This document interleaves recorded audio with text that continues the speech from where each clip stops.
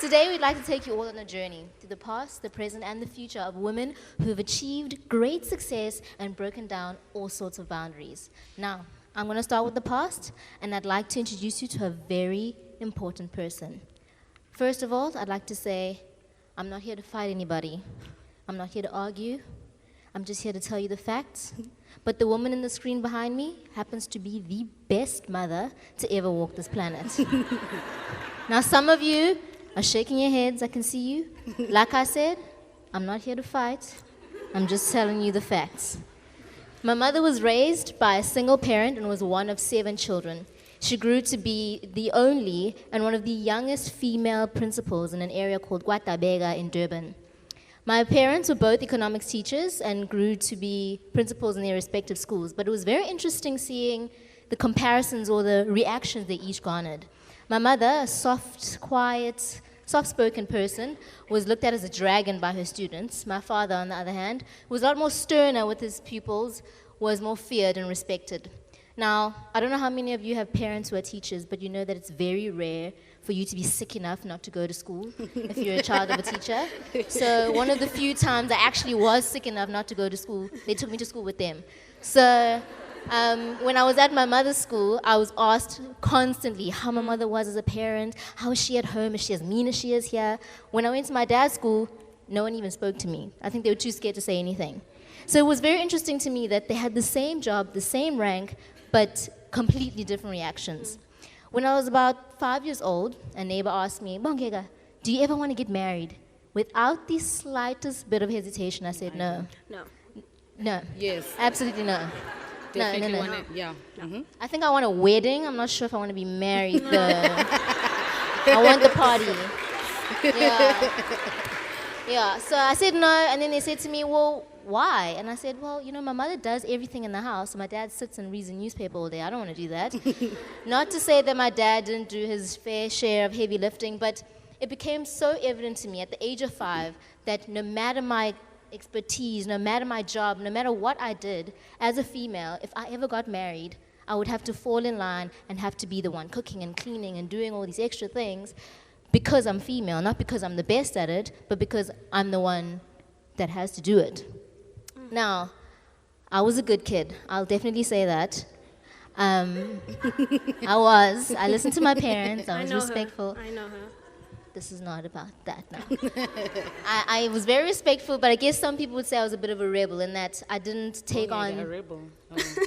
the gender roles that were imparted on me. I didn't listen to what they were telling me. You need to be like this. You need, as a girl, you can't be sitting watching TV all day. But my brother did the exact same thing and it wasn't an issue.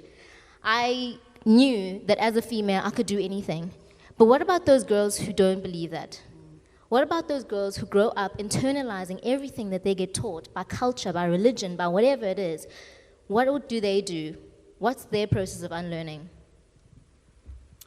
So my process of unlearning, I'm not going to pretend and stand here like I've got the working formula or the definition. I think I'm still in the process of doing that. And I think with social media, we're in a good place now to really start to engage with a lot of these conversations. And unlearning is really a process of almost unpacking and, you know, redefining and understanding things from a different perspective. I think my process of unlearning started way young, even probably before I understood that I was even unlearning. My mother's a single parent. Her sister's single parents.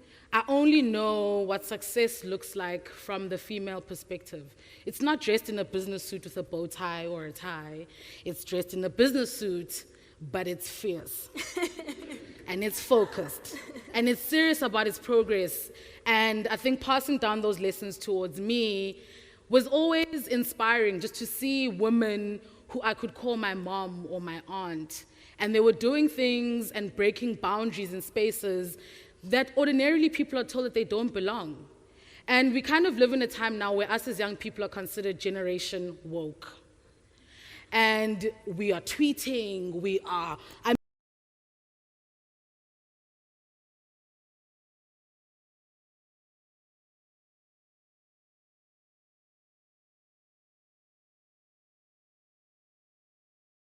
in different packages, and I think it's not looking the way that it used to. And a lot of young people now are free and fierce and, are keen to really just talk about what it is that they're going through. And the opportunities are available for us to do those things, which we never really had before. And so then you look at us standing before you. Oh, okay. And people sometimes would probably think that when we created our YouTube channel, we were going against patriarchy must fall, and we wanted to be these fierce women, and one of us sat down scribbling ideas of, okay, cool, I want to start a YouTube channel because I want to do this thing. And that wasn't the case. We wanted to open up dialogue about the conversations that more times than not we're all having, but behind closed doors. And if you look at your traditional media platforms, it's almost a constructed way of telling the story and a way of almost guarding people from the truth. And we were escaping that, and we wanted to really be women who are just able to talk about things. We've talked about how to find a boyfriend. We've talked about cooking. We've talked about LGBTQIA issues. It varies from, conversation to conversation, but I think for us, it's about bringing these conversations forward to more young women who can feel empowered as well, by looking at us as young people to say, we are able to do this if we just stand up and take the opportunity for ourselves. But I don't think that that's always the case for everybody. Some girls and some women, won't feel as comfortable to kind of stand on a platform like this or stand on a platform and kind of speak their mind. And I think the struggle when it comes with being young is we've kind of been sheltered and we've kind of been told that you need to respect your elders. Don't speak out of turn. Don't do this. And like this bubbling under of sort of unhappiness has really been going on for a long time. And our voices as young women are getting louder and louder. And we are no longer just willing to wait. We are grabbing opportunities and we are saying that I belong. And I'm standing here and I'm confident and I'm, owning spaces. And I think that's one of the most powerful things. And I think... Yeah. One of the most powerful things that I love about being a woman in South Africa today. So not too long ago, towards I think the beginning of the year, at the beginning of our journey, starting this YouTube channel, it was nerve-wracking. It's exciting and it's awesome because you're thinking to yourself, oh my God, I'm gonna be on screen and like thousands of people are gonna watch us, and then we got 10 views, and it's like, that's cool too. That's fine.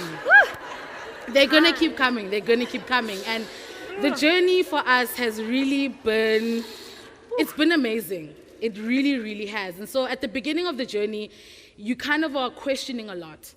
And we went to a talk, a bit similar to this, but very, very intimate. And the speaker who was on there, Sibongile Mafu, she said keywords to us that kind of resonated with myself, and I know Thembe and I couldn't stop talking about this. And she said, there's currency in being yourself. Now, I sat there and I was like, so we've created this YouTube channel and we've centered it around being ourselves. If anybody in the audience has ever watched our channels, and I know there's people at home who are watching, they know when we are up there talking, we're talking as ourselves. We don't want to be anything that we are not. We don't want to portray someone that we are not. And so when Sibongile was talking about there's currency in being yourself, my mind was like, so you saying that I can be myself? I don't need to be an actress. I don't need to do many, many things. And I can get real cash money for being me. Wonderful stuff. And I think it was one of the best things for us in terms of shaking us up and really just being able to start to own the space that is YouTube. I'm not going to sit here and pretend like it isn't difficult. It's very difficult. And we kind of source between ourselves to find that strength to be able to continue to tell these stories. But the thing is, in our, let's say, group of friends, we're the first to be doing all these things. How many times are we watching award shows or coming across a newspaper article? I don't know if people are still reading newspapers in 2016, but watching something on TV, and it's like the first woman to do that, the first woman to win that award. We are still living in the time of firsts. And how much more for us as women? And then how much more for us as Black women? And so it's such a challenge for us, and I think we really want to be able to get to that place where we start to be comfortable and become unapologetic about who we are. And that's exactly what we are trying to do with our YouTube channel, to say that we are tired of being told what we can and cannot do. This is what we feel and how we want to express ourselves. But the reality is, the firsts are here. We are still seeing so many women who are being firsts, and first is really not enough. Thanks, Doll. I'm not the first, I'm the last. So, so we've learned that Bongeka's mom was apparently a dragon, and she is telling us that there's a lot of firsts. I'm here to kind of conclude and bring it back to say, how are we going to come together and try and unlearn this kind of prescribed narrative that we've been giving as women? Short answer, I have no idea. Because I think we're still in that kind of generation where we're still like, it's on our backs. I know when I go home, my dad is still asking me to cook and make sure he has his tea when he comes home and stuff. So I know that I'm very sure that that's not leaving me.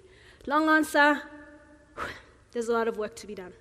And by work, I mean opportunities, platforms, kind of images where girls get to see themselves beyond the praise of being a homemaker and a cook and seeing clean floors. Oh, my mom did that, it's so good, or whatever. Not to say that homemakers and moms that stay at home aren't doing a great job, because I know I give props to my mom on a Sunday when she's made us a good pot of some chicken curry and some sampan beans and amatabunga, because the woman throws it down. But I would be selling her so short if that is all I'm to portray her as. She's an amazing singer. She used to be in the KZN choir. She's an amazing grade 1 teacher. You should ask your grade 1s when they're like, "Thank you, ma'am, Mahlaba," when they go home, and they give her like bruised apples and bananas and, you know. And my mom will bring them home and be like, "Hey," and I'm like, "I don't want them, what are you doing?" Also, she gives great advice. And not because she's my mother, but because she studied psychology, which is what we'll be like, "Oh, moms, you know, I really appreciate," no, sometimes when I check myself, I also need to realize that I'm just being like, oh, she's my mom, and not because she has the skill that she actually studied for and put time together to, you know, acquire it. So here, I don't know what all our occupations are, but I'm just gonna guesstimate. We have athletes, scientists, entertainers, doctors. We have absolutely so many vast kind of occupations. And this is not even just the end. You know, in the previous TED Talk, Chimamanda Ngozi, titled "The Danger of a Single Story," says, "The danger in a single story is not that it is untrue, but that it is incomplete." By that, I think, from what I understand, she's trying to say that our story is not finished. Ladies, and guys, I'm sorry, I see you in the audience. See, there's quite a couple of you, but today, you know, I'm speaking to us and to you guys as well. It sounds like I'm kind of selling a woman-only world. I'm not. It's just because we've had to live in yours for so long that I need to kind of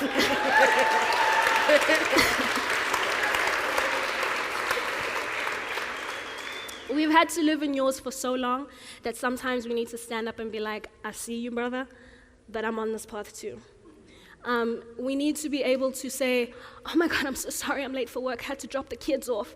And for that to be a valid excuse, like when John was like, "Yo, so sorry, I'm late, hey, had to fix the hood of my car." And for us to see companies that have women-only employees and women-only CEOs, does that sound crazy? No, because that should be the world that we're kind of trying to come into and live in. Ladies that have come before us, that have been fighting for us to be even on a platform like this, and for women to gather like this and listen to speeches like this, we say thank you. And for us as young people that are fighting for women's rights, I don't want to say rights, I want to say way of life. We say "Ningakhathali," which means don't give up. This is our answer of how we're going to move from being woman to woman. Thank you.